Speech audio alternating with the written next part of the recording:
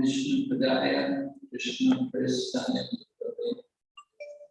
Srimati Bhakti Vedanta Swami,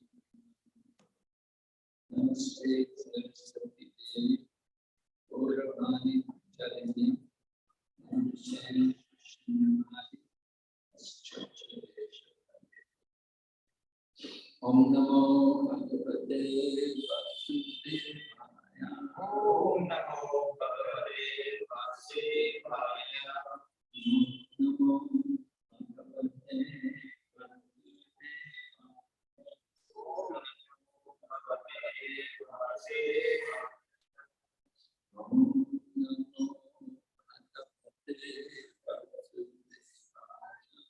Om Namo Bhagavate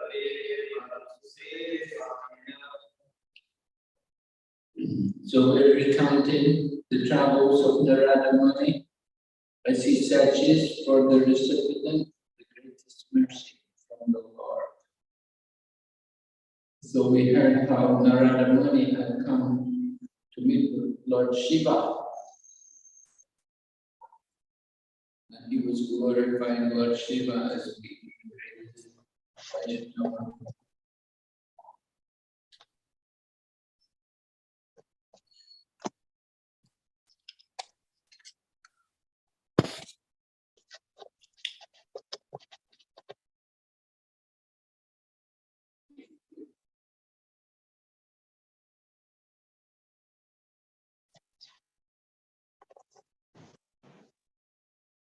Okay. So Narada Muni heard from Lord Shiva that he was not the greatest Vaishnava, but Lord Shiva at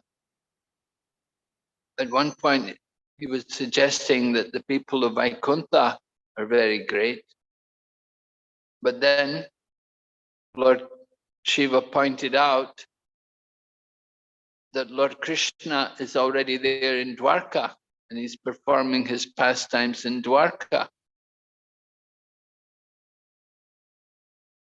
But Narada Muni was then told by Lord Shiva that there's a special devotee who is really a great devotee, and it's confidential, not everyone knows, but his name is Prahlad.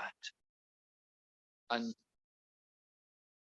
Lord Shiva is telling Narada Muni about the glories of Prahlad Maharaj. That this personality, Prahlad, has been devoted his whole life. From his very birth, he's been a devotee. Of course, when he was in the womb of his mother, at that time, his mother was in the ashram of Narada Muni. So Narada Muni had been giving him instruction. Later on, the lady left the ashram of Narada Muni, went to be with her husband, and her husband, of course, was the famous, infamous Hiranyakashipu. And so Prahlad Maharaj was born in that family. So it was not a very good birth to be born in a family of such a personality. Of course, you could say, well, he was a Brahmin, you know, because Hiranyakashipu and Hiranyaksha, they're brothers, and they're twins. They're the children of Kashyapa and Diti. Kashyapa and Diti. So they're Brahmins, but they're very demonic also. They're great demons. They're very much against Lord Vishnu. So Prahlad Maharaj was born into that family, and with under the influence of, under the supervision of his father, he was sent to Gurukula, and he was supposed to learn how to be a good demon. But we all know what happened in the Gurukula, that Prahlad, such a great devotee, that wherever he goes, he's always preaching Krishna consciousness. For Prahlad Maharaj, there's no question of fear of the material world. He's totally fearless. Material life, we're eating, sleeping, mating, and fearing. The four animal propensities. But fearing is not something which pure devotees have. The pure devotees are all fearless. It was pointed out in relation to the Vaikuntha Vasis that they're without fear, and they don't worry about the three debts. There are three debts which we take with the birth in this world. Three debts are, first of all, the debt to the demigods, the devas, debts to the parents, and debts to the great sages. So everyone is born with these three debts. Debt to the demigods, because the demigods are providing everything for our maintenance and sustenance in this world. The rain, the air, the water, and all the different food which we eat. Everything, it's all under the control of the different demigods. And we have to repay our debt to the demigods. And we're supposed to repay that debt to the demigods by offering sacrifice. And then there's a debt to our parents, because we're born into a family with a particular karma. From the parents, we inherit the karma and different proclivities to engage in different activities. You know, we all have our different natures which we've acquired, and that is due to the parents. We inherit these things from the parents. And so we're supposed to repay the debt to the parents, and you repay the debt to the parents by having children, producing progeny. And this way the parents are satisfied when they see their children married and they have their own children, then they're very happy, right? That's the way of the world. And then we have debt also to the great sages. The great sages, people like Vyasadeva and so on, people who wrote the scriptures, we're indebted to them. And we have to repay our debt to them by studying the scriptures. We should study the scriptures and we should teach, go on and teach it to others. And then this way we can satisfy the sages.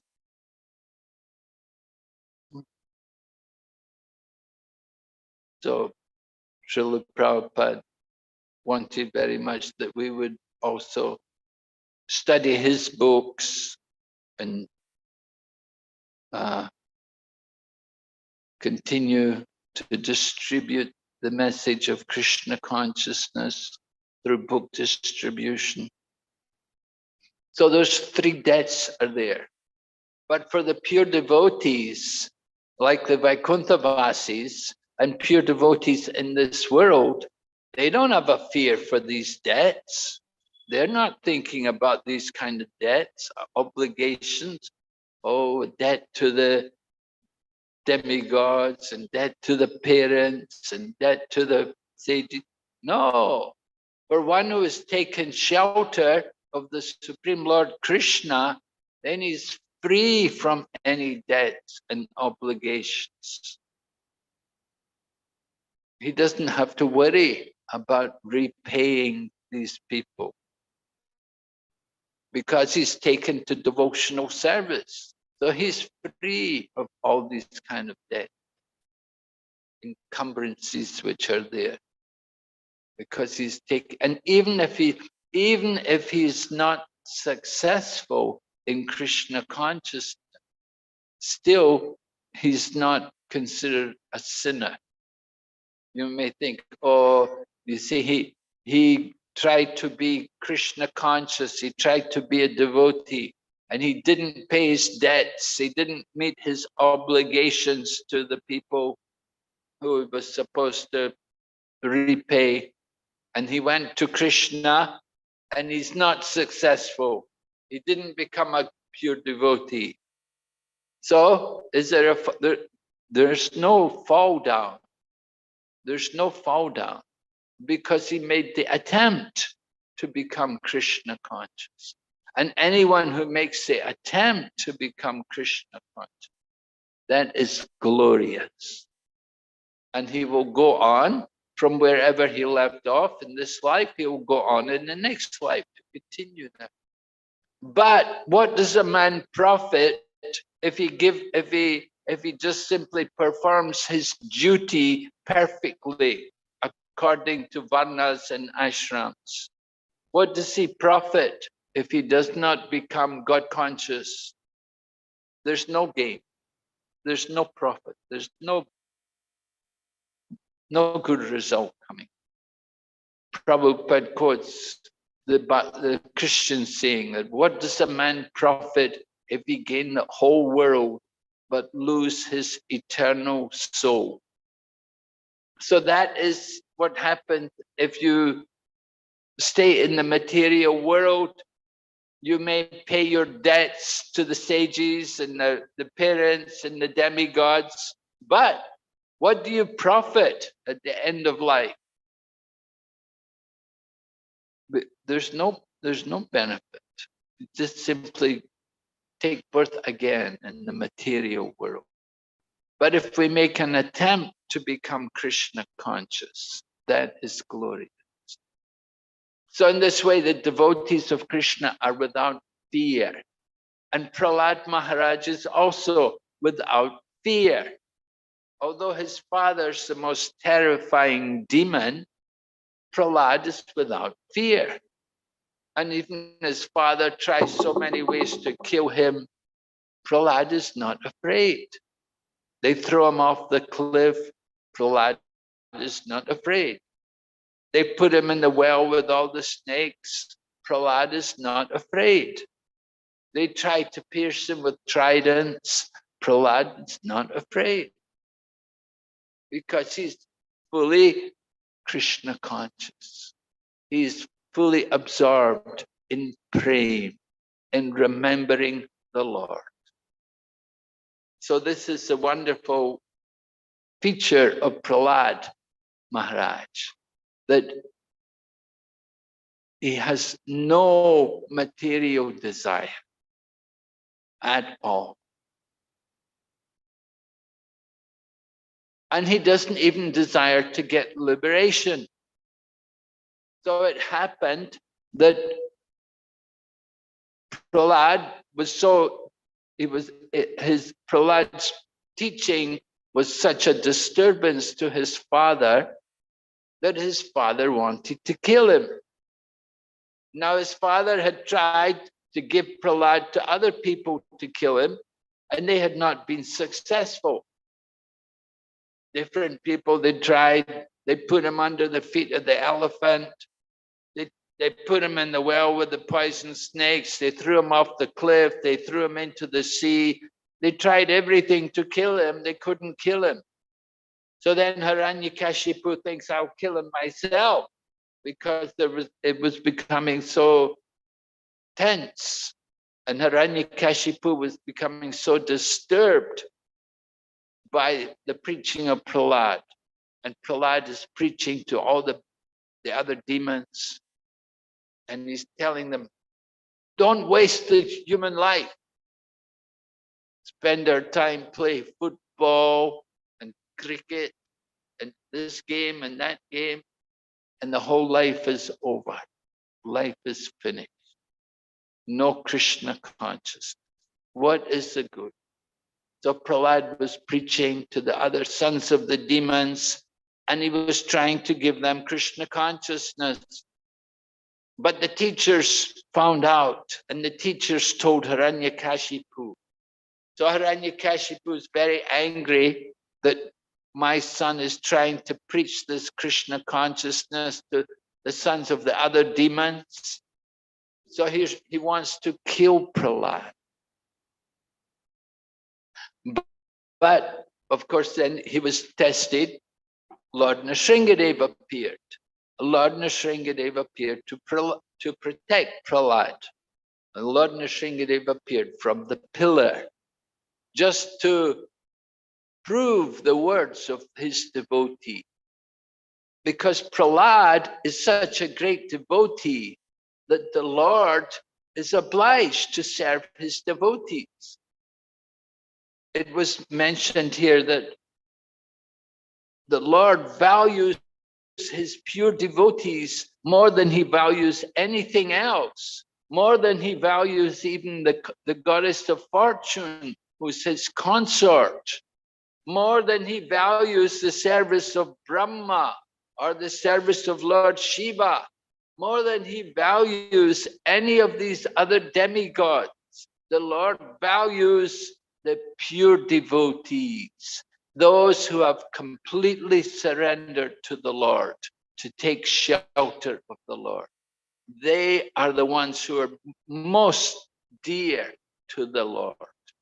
And the Lord he's ready to give himself up for the service of his pure devotees. So pure devotees mean people like Prahlad. Because Prahlad doesn't care anything about his own self. The pure devotees have no material desire, and they can give up all the connection with the family, and they can give up all of their wealth. They can leave behind everything just for the sake of the Supreme Lord. So this is why the Lord feels so much indebted to his pure devotees. He feels the greatest love for these pure devotees because they've sacrificed everything for the service of the Lord. So Lord Nrsingadev was very angry when he fought with Hiranyakashipu, because Hiranyakashipu had been trying to kill Prahlad. And because Prahlad is such a pure devotee, he's such a dear devotee of the Lord, Lord Nrsingadev became very angry. And he came and he fought with Hiranyakashipu and ultimately killed Hiranyakashipu. And after he killed Hiranyakashipu, then Lord Nrsingadev was very angry.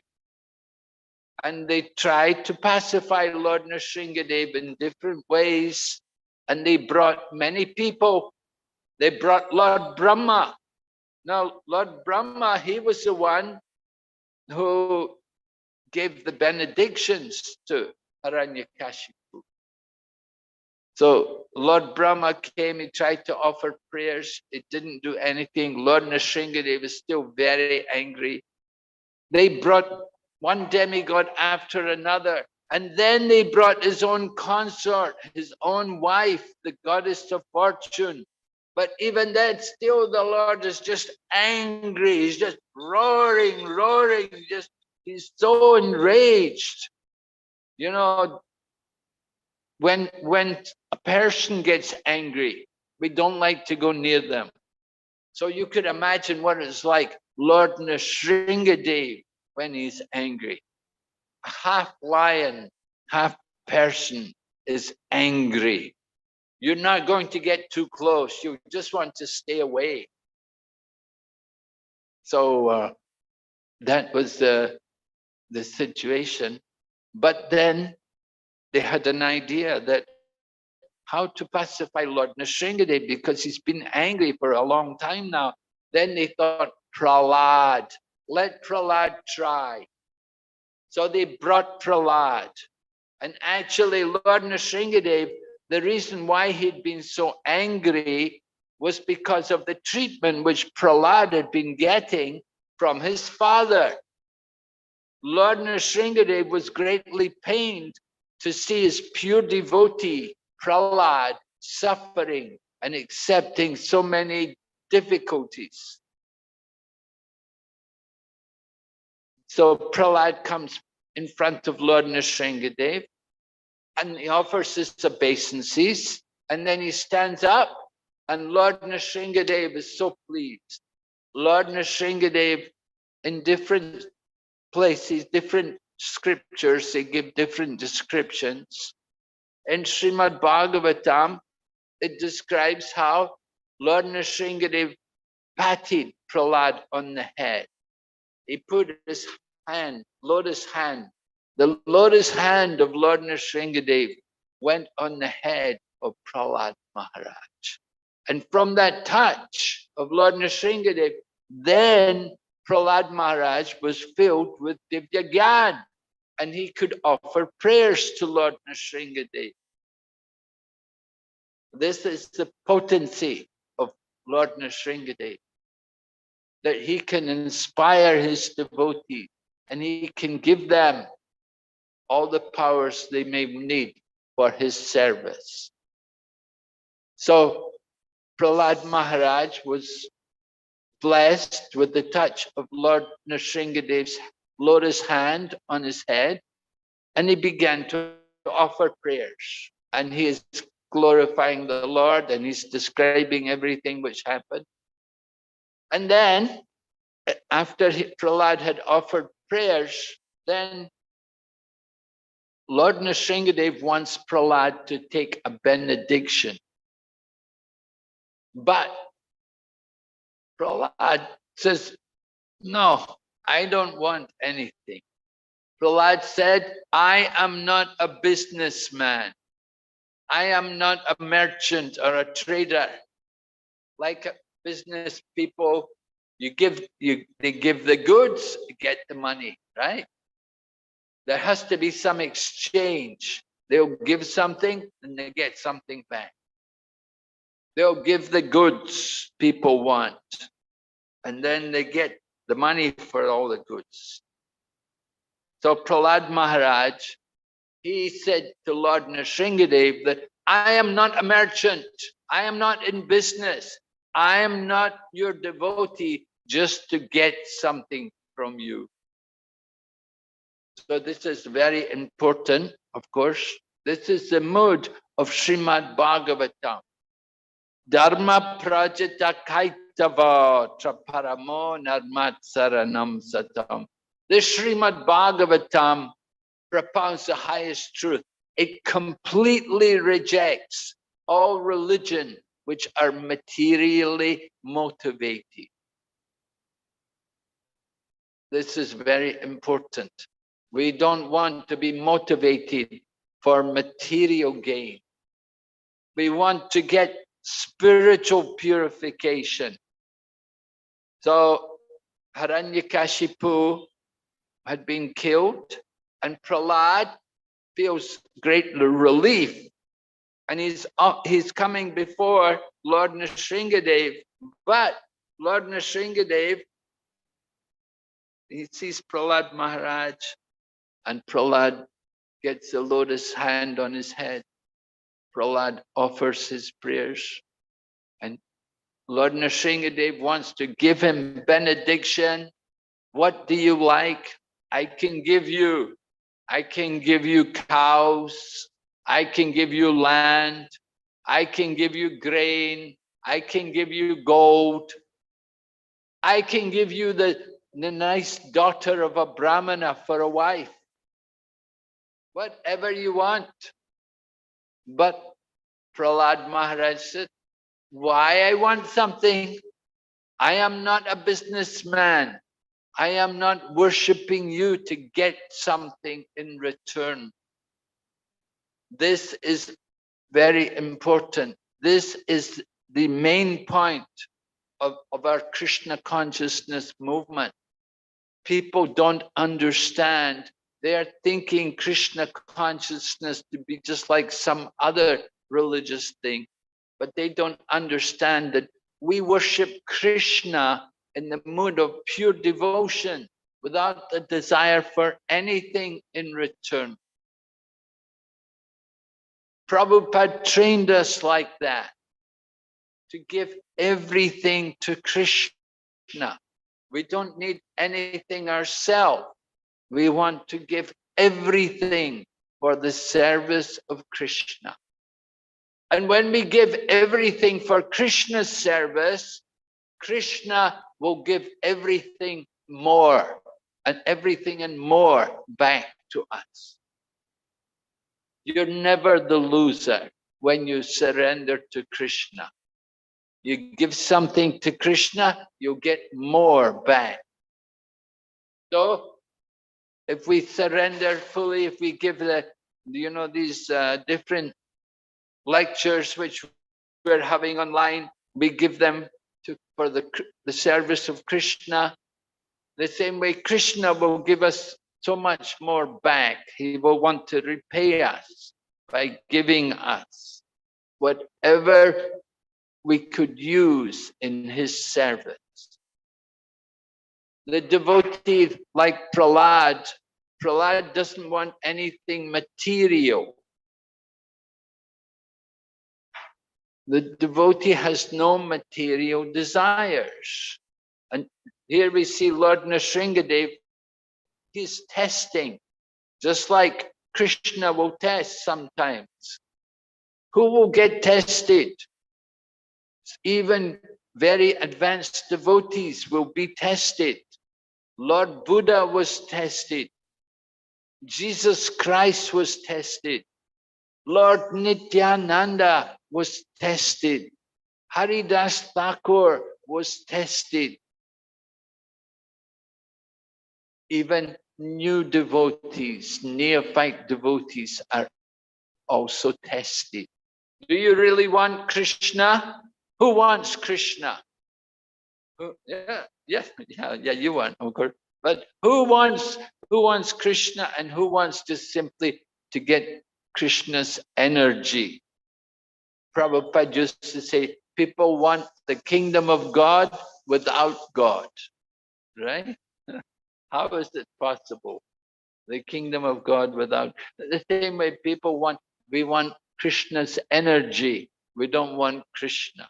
We want to enjoy Krishna's energy. Just like we were talking the other day about Ravan. He wanted to take Sita away from Lord Rama.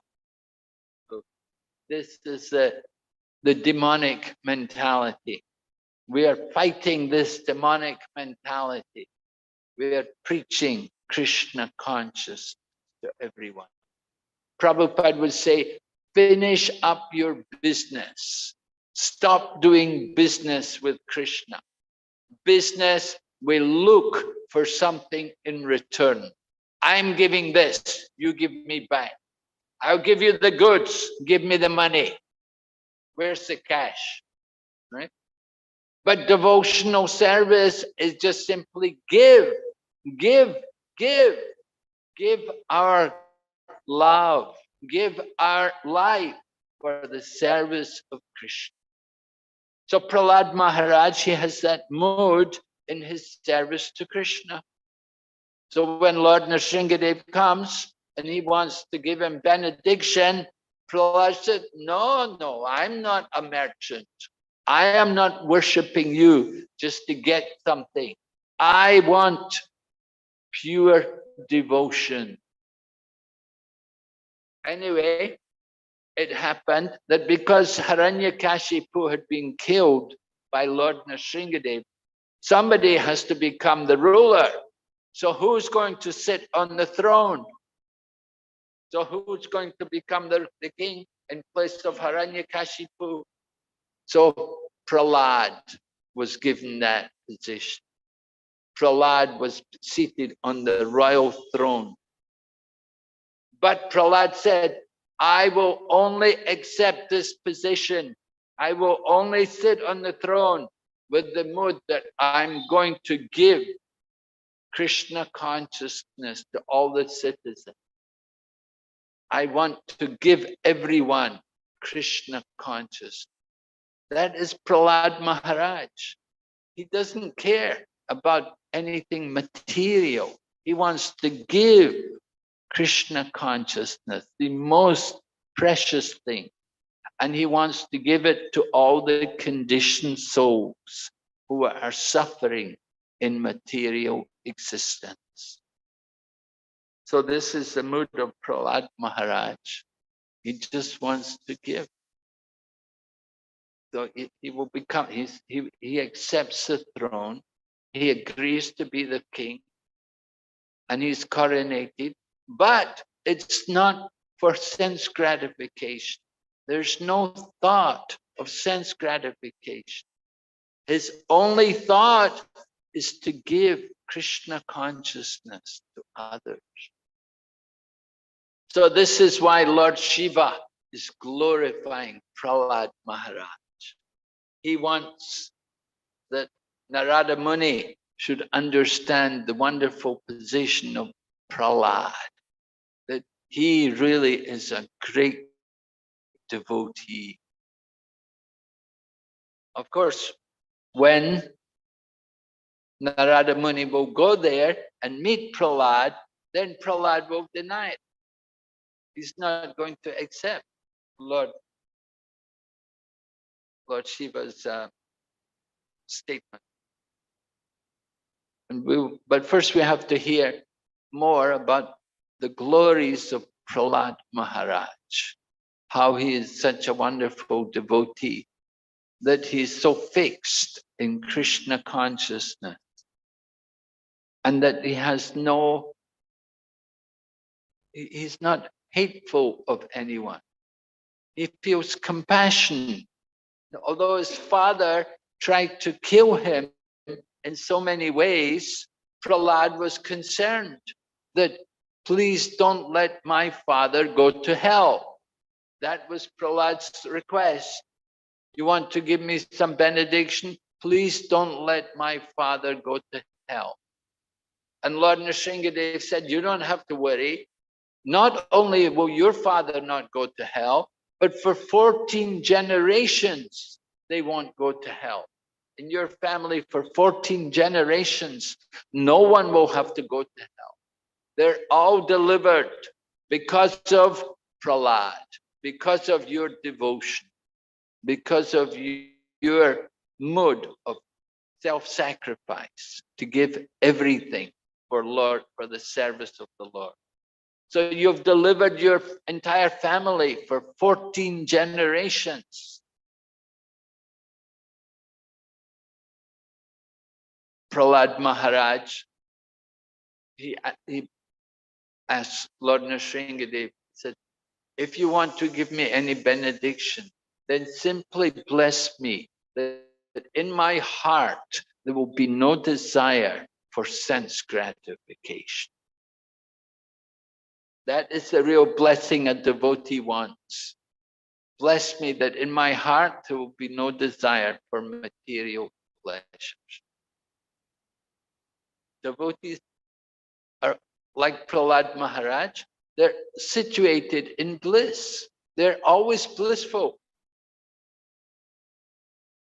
Prabhupada chastised that one servant of his. He had one servant. His name was Purushottam. Purushottam. And Prabhupada said, Purushottam, you cannot be in Krishna consciousness if you are morose. If you're morose, then you're not in Krishna consciousness. Devotee means prasanatma, right? Brahma Bhuta prasanat. Joyful souls, bright faces, Hare Krishna people, all bright-faced, happy, the happy Krishnas, because they're tasting the bliss of spiritual life, the pleasure of spiritual activities. We're all trying to enjoy, we're looking for enjoyment. So it's not wrong. Rather, it's the nature of the soul. The soul wants to enjoy. It wants happiness. The problem is we're trying to find the happiness in the wrong place. You have to take the happiness which is there in relation to Krishna, not in relation to the material world. We get lost in the material world. We're trying to find happiness by satisfying our senses. We will never be happy in that way. But if we take shelter of the Lord, then we can experience the bliss, the spiritual pleasure of life. The soul's nature is Satchit Ananda. And if we're not Ananda, if we're not in bliss, then it means we're not thinking of Krishna. We're thinking simply of the body. So Prahlad Maharaj, he's always in bliss. Even though his father's trying to kill him all the time, his father's so angry with him, his father's a big demon, Prahlad is always in bliss, he's happy. And he doesn't stop preaching. He's telling his father that this consciousness of I and mine, this is very wrong, this is very bad. You definitely want to give up that consciousness of thinking I am this body and this is mine. That is not the mode of devotional service. We have to give up that mentality that I am this, I am the center of the universe, I am the controller. Like Hiranyakashipu is thinking, I am God. Hiranyakashipu, he wanted that. He wanted to become the supreme. But of course, he was finished by the one moment, by the blow of Lord Nrsingadev's nails across his chest. It finished the life of Hiranyakashipu. So Krishna consciousness is natural for Prahlad Maharaj. He doesn't have any trouble at all in being Krishna conscious. It's no austerity for him. It's bliss. To fix the mind on Krishna is not an austerity. It's the highest bliss to fix the mind on. Sometimes people think, oh, very austere, oh, very austere. Krishna Prasadam, very austere. You know? They don't know the bliss of spiritual life. Taking prasadam is blissful, chanting Hare Krishna is blissful, hearing about Krishna is blissful. Everything we do, it is all nectar, it is all bliss. So we shouldn't doubt the potency of Krishna. So Prahlad Maharaj is such a great devotee. He cannot forget the Lord, whatever situation he's in. So that's why Lord Nrsingadev has so much love for his pure devotees. Lord Nrsingadev will give him his own self for his pure devotees.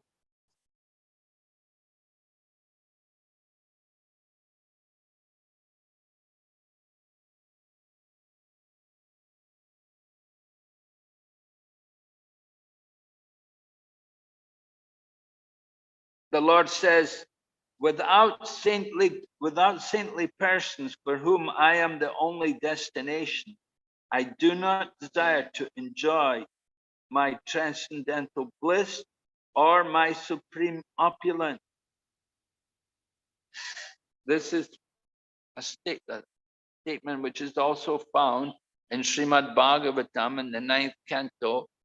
It describes the mood which is there between the Lord and his pure devotees. The Lord cannot tolerate not having the association of saintly persons.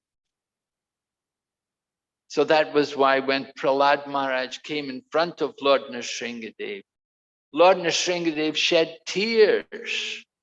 He was so angry, but then Prahlad came in front of him.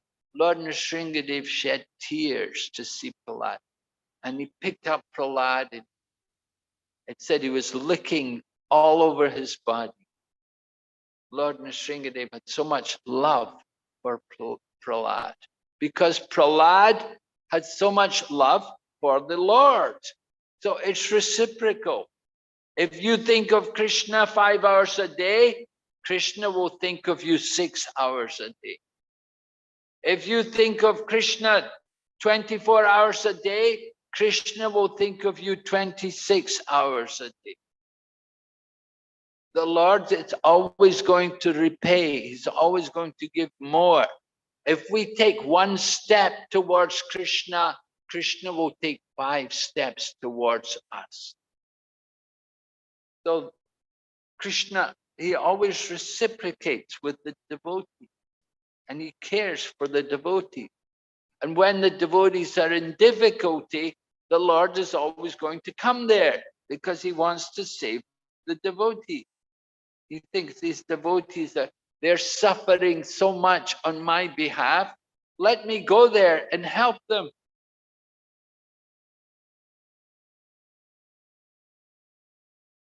So this is the mood of Lord Nrsingadev.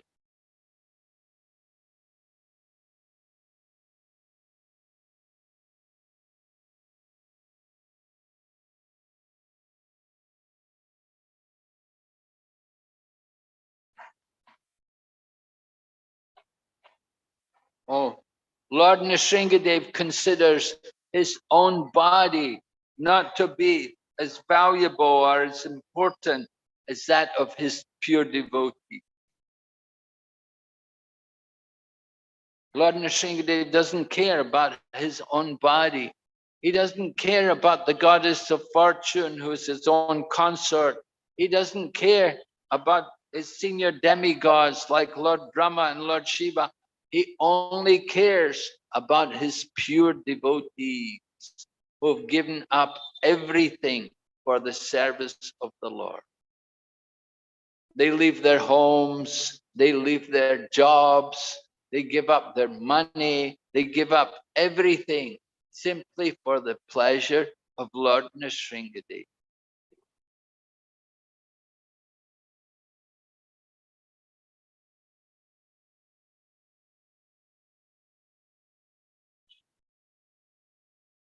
So it said, among all these pure devotees, Prahlad stands out from them all. Prahlad Maharaj stands out from all the other people who are, maybe the other people are maybe thinking, oh, not very important. But Prahlad, he's scary.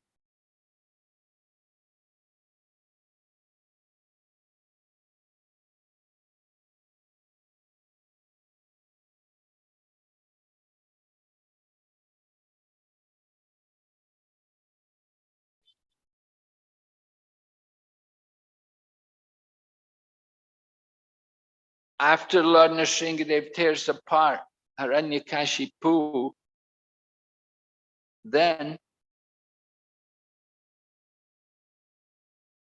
the incident was witnessed by many different demigods. They were all watching in heaven.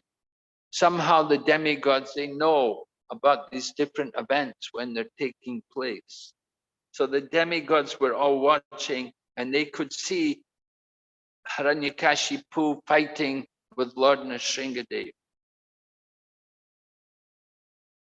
And Lakshmi also witnessed.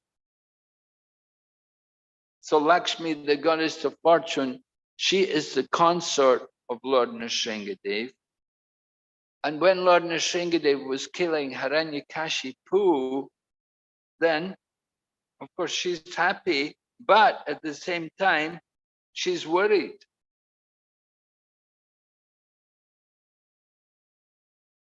She's worried because she thought there will be other demigods, there will be other people.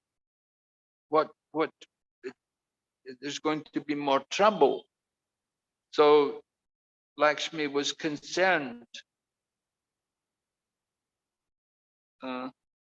It says here,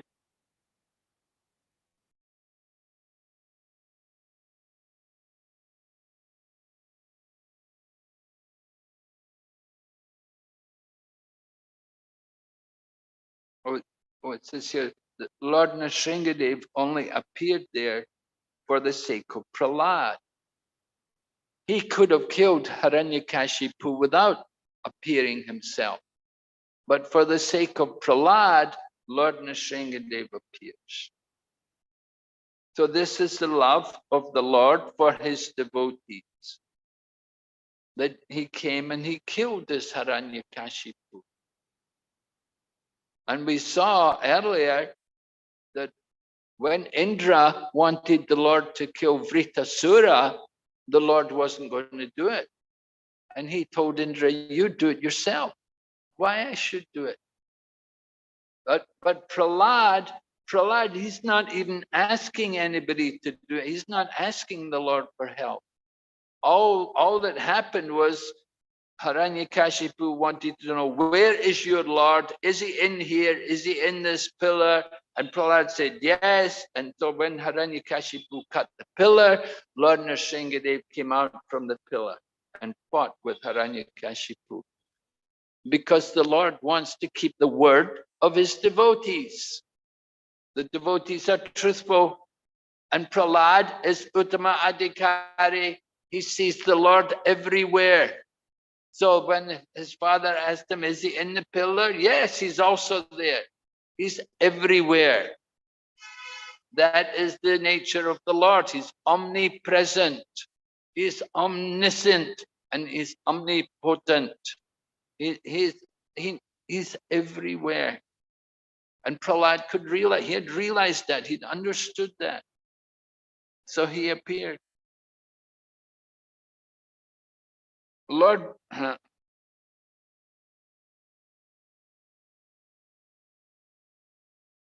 so Prahlad Maharaj was offered benediction several times by Lord Nrsingadev. Lord Nrsingadev wanted him, take liberation, be liberated. But Prahlad Maharaj is thinking, because Prahlad, it's all the same for Prahlad, right? Narayana Parasarve.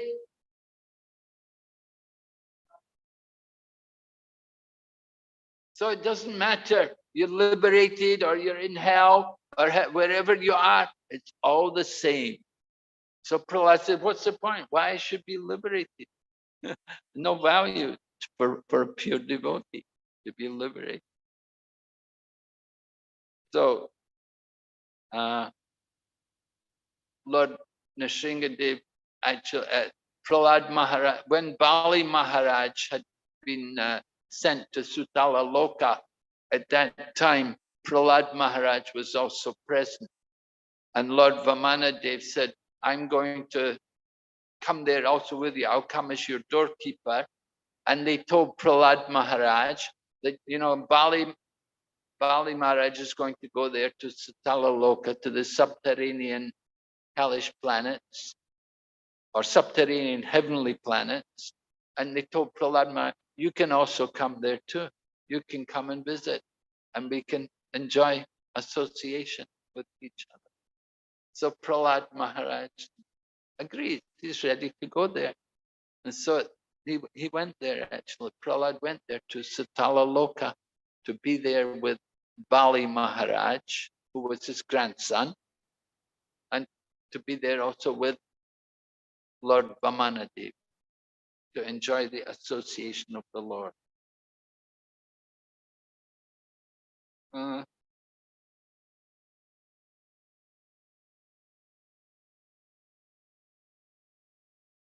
So one thing which puzzled Lord Shiva a little bit was that why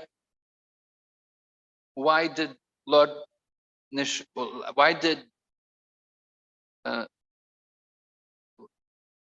why did Lord Krishna not kill Banasura? Banasura was the eldest son of Bali Maharaj, and Banasura has 1,000 arms, and he was fighting against Lord Krishna. So Lord Krishna cut off his arms and left him with 4 arms, and gave him a benediction that he wouldn't die, that he could be immune to old age and disease, and he could stay in the association of Lord Shiva. So why did Lord do that? Why didn't just kill him? He's a demon. The Lord had killed so many other demons. Why he didn't kill Bana? Bana had done a lot of atrocities, and he was fighting against Krishna. He'd arrested Aniruddha, and he was keeping Aniruddha in prison. Aniruddha, Krishna's grandson. So why didn't Krishna just kill Banasura? The reason was, it wasn't because one thing we may think, because Lord Shiva came and offered prayers, because he's my devotee, so please don't kill him. But actually the reason why the Lord didn't kill him was because his relationship with Prahlad Maharaj, because he's Prahlad's relative, and the Lord has promised that his Prahlad's relatives are all going to be liberated. They're all safe. None of them will go to hell. So because of the connection with Prahlad, he's safe. So this is, again, the point which comes over, this is the power of Prahlad, this devotion, having this devotee there, this pure devotee, great devotee. So even somebody's a big demon like Hiranyakashipu and Banasura, but still, because they're connected to Prahlad Maharaj, they're safe.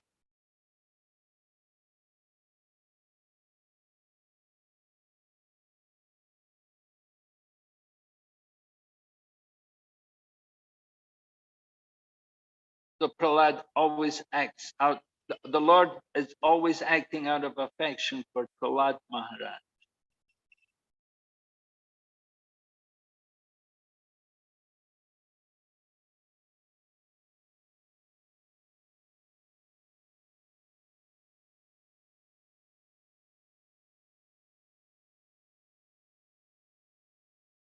So then Lord Shiva tells Narada Muni, you should go to Sutala. Go to Sutala Loka and see Prahlad for yourself. Prahlad is there. There you can see Prahlad Maharaj. You'll see he is the greatest devotee. He's got the blessings of the Lord. He's got the greatest mercy. So we'll hear what happens when Narada goes there to Sutala. No. Devotees often they don't like to go to hell. They like to go to heaven, you know. You get people, they will come, you know, especially we get devotees, they come from Bangladesh or somewhere, and they come to India. They come first to Mayapur. Then from Mayapur, they will go to Mumbai. And then from Mumbai, then they'll go to America. And then when they get to America, they'll go to Hawaii. Because Hawaii is nearest thing to heavenly planets. The heavenly planets. A lot of, you know, sense gratification there, very heavenly, tropical, warm, you know, never cold, like that. So people, they want to go to heavenly planets. They like to, they say, I'll preach there. But you ask them to go to hell and preach, nobody wants to go. You know? Prabhupada sent this one devotee, he told him to go to Eastern Europe, go to Russia, go there. And he said, Prabhupada, there's no vegetables there. In the winter, everybody has to eat meat. And Prabhupada said, then eat meat, but go there. Right? Prabhupada was sending this devotee, told him to go there and preach. He was trying to make excuses why he didn't want to go. But Prabhupada said, even you have to eat meat, you go there. Of course, you don't have to eat meat. There's so many vegetables. You can potatoes, right? Kartoshka. Russian. In Russian, potatoes are kartoshka. Kartoshka. Potatoes and cabbage. Common. Okay, any question?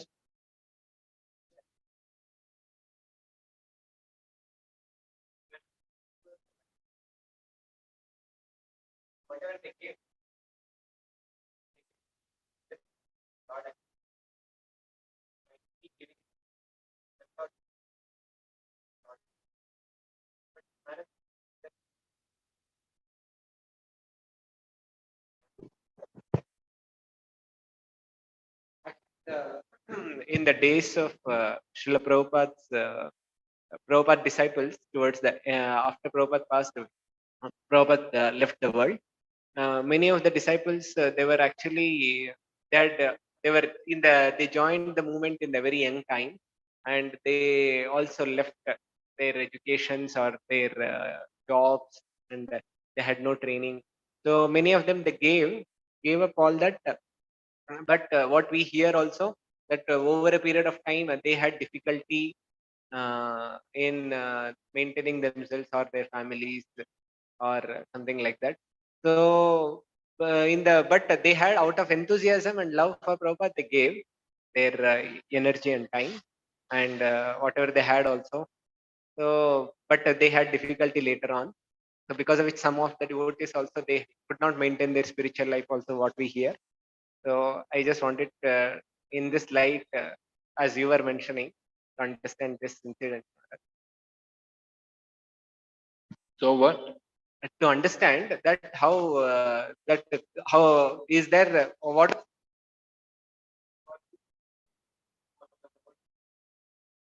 Well, we know from the Bhagavad Gita, there's no loss. Whatever progress, whatever devotional service, whatever advancement they make, they'll go on from there. Even they give up Krishna consciousness for some time, or maybe for this life, next life they can go on, they'll come back, continue from where they left off. Whatever service they did, that's to their credit. They did some service, just like different devotees. You know, there's one devotee, maybe, you know, well, I won't say his name, but anyway, he was a sannyasi, and he was a leading devotee, and he led a lot of devotees. He was in charge of a lot of brahmacharis, and they would collect money, and they bring it to Prabhupada, give it all to Prabhupada. And after some time, after Prabhupada left, somehow, you know, some difficulties that came in, and somehow he fell out of sannyas. But he knows that he said, he said, maybe I wasn't a very good sannyasi, but he said, I did some service for Prabhupada. So the mood was there that he wanted to serve Prabhupada. They had great love and regard for Prabhupada, and they tried to do some service for Prabhupada. In course of time, you know, material desires well up, and they're not able to cope with it, and somehow they get swept away. Sometimes they go far away, and sometimes not so far away. You know, some people maybe they go right away from Krishna consciousness, and other people they stay in Krishna consciousness but just change their position, change that ashram, you know. Sometimes people, maybe they were leading as sannyasis, but somehow they're not able to maintain the vows of sannyas. So they enter into grihastha life, but they continue in Krishna consciousness. They continue still preaching. So there's no loss. My question is, Maharaj, yeah, in terms of spiritual life, yeah, some could continue, but in terms of their material well-being, they some of the devotees also share that due to immaturity, we did not take we sometimes we did overboarding.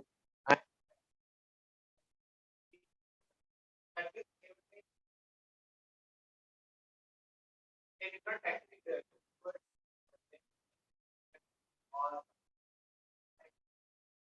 they gave up many things, but later on, there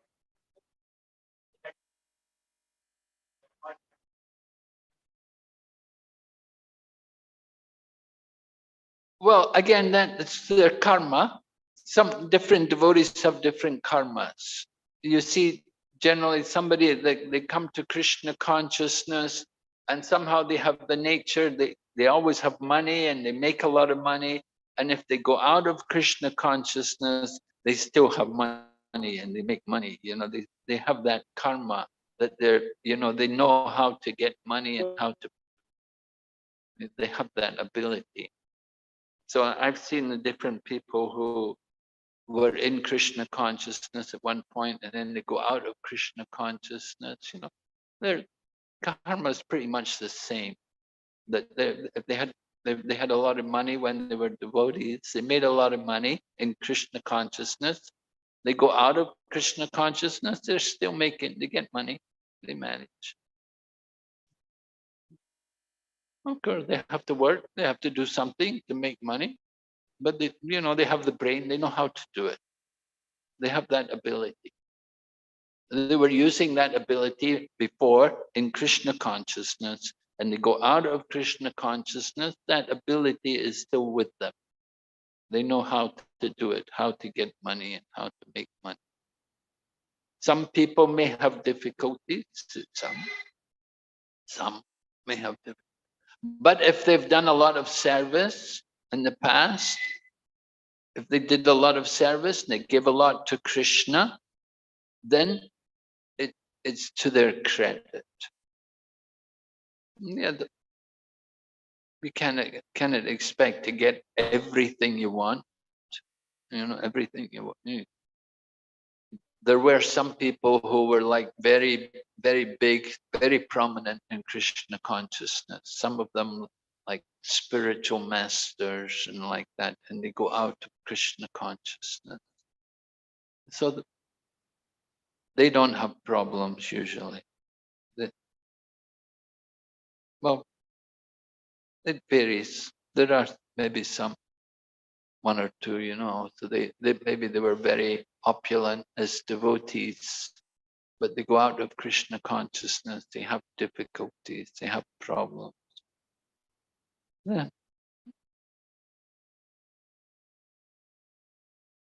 But they somehow they go on with their life. You have to go on with your life.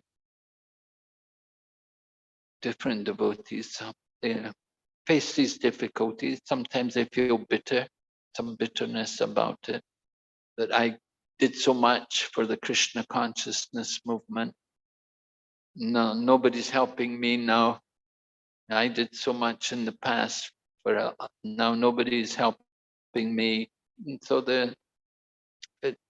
it's regrettable.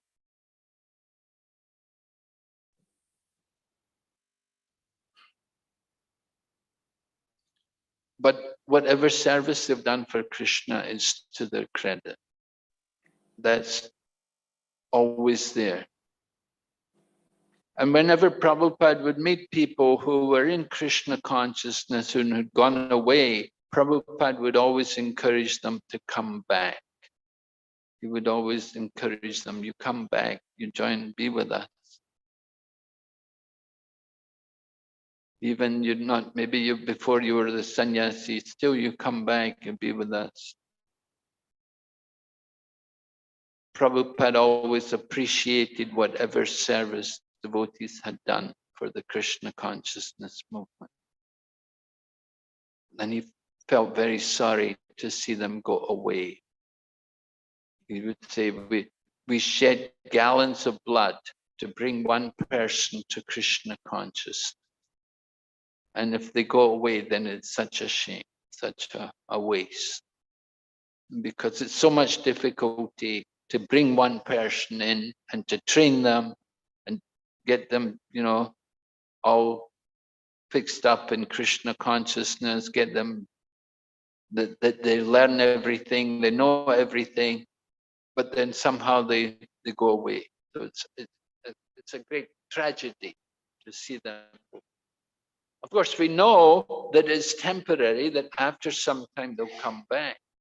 But still, rather, why don't they come back immediately? Why go away at all? Better they just stay and just adjust, make some adjustment to their situation.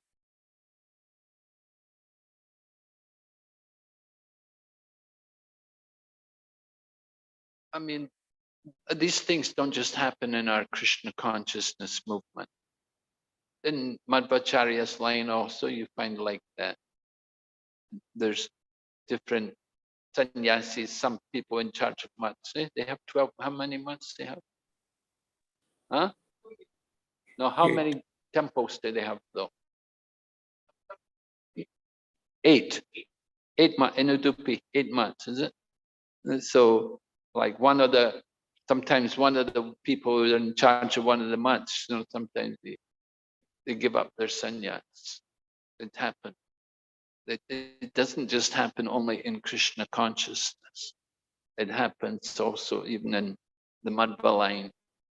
Maybe because they became sannyasis when they were very young and difficult to maintain as they grow up.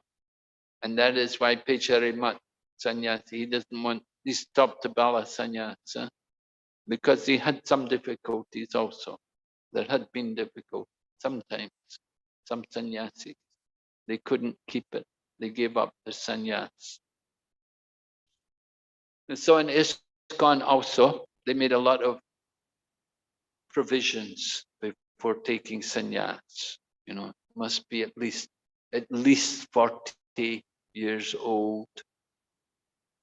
And Prabhupada's time, Prabhupada was giving sannyas, Jayapataka Swami took sannyas, he was 19 or 18, like that. He'd been in the movement a year or something. But now, now you have to be at least 40 and you have to do bhakti vaibhav, you have to do so many things, a lot of requirements. And that way, try to keep more sanctity in the spiritual order, because it created a bad impression. This is why we have the Hare Krishna Hill. The Hare Krishna Hill, although he didn't have the problem, he's a disciple of Jayapataka Maharaj. He was initiated by Jayapataka, but he saw other sannyasis, other But gurus. தெரிஞ்சதுமா எல்லாம் நல்லதுதான். But இதுல லைட்டுக்கு போனோம்.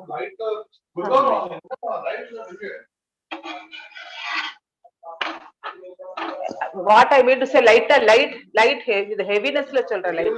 Try to keep people. ஏன்னா நீ already இதா இருக்க, நீ ஒட்டி இருக்கிறதா போட்டுக்கணும். அப்பதான் உனக்கு இன்னும் கண்ணா இருக்கும், இவளுக்கு கொஞ்சம் இதா இருப்பேன். நீ இதா இருந்து இதை போட்டு இன்னும் பல்லிக்க தெரியும்.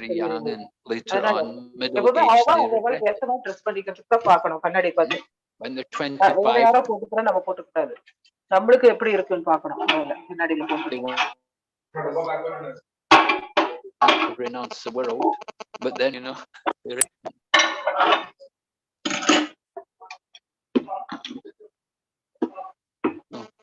so we try to avoid the disturbances in the social order, and that way then nobody can complain.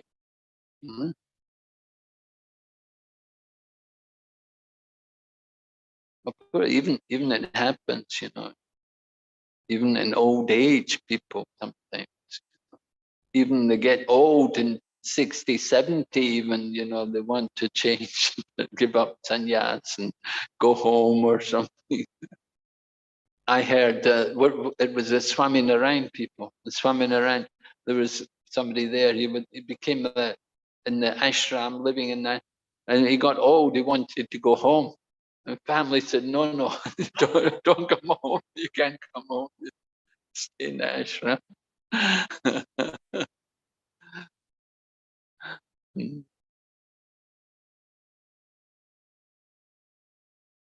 So try to take care of everyone. Implementing varnashram, very important. Proper brahmachari training, and then grihastha also people should be properly guided. They should know how to arrange or organize their grihastha ashram, and then they can go on. They can move on to vanaprastha, sannyas.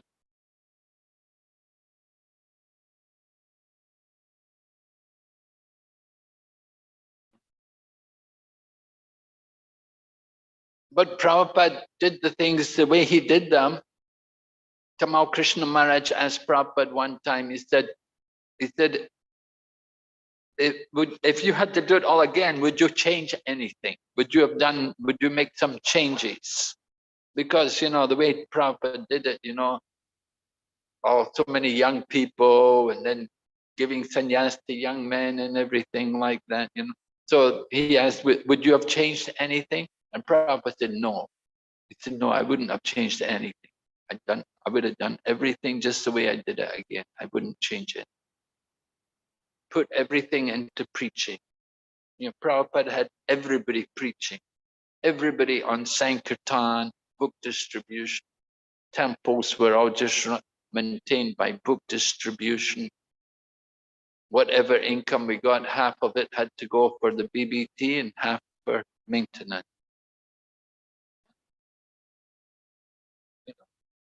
In Prabhupada's time, people would see devotees everywhere. At least in the USA. In the USA, you could see the devotees. Devotees were very active. Nowadays, sometimes people say, hey, where are you people been? They ask us, where have you been? I've never seen you never see you around anymore. Where have you been? No more Hari Nam, no more Hari, you know. Okay. Hare Krishna. Srila Prabhupada ki jai.